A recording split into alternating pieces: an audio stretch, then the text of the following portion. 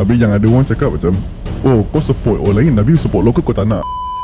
Okay. So dalam thread Z diorang gaduh. Diorang cakap asal kau beli kat Ojen.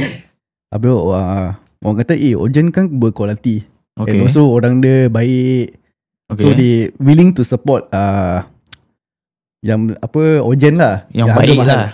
Correct. Ah. Habis yang ada orang cakap macam, oh kau support orang lain tapi support lokal kau tak nak. Okay. So Okay. korang akan complain cakap, oh lokal tak maju. Siapa yang cakap tu? It's just a thread saja dalam komen semua. Netizen lah.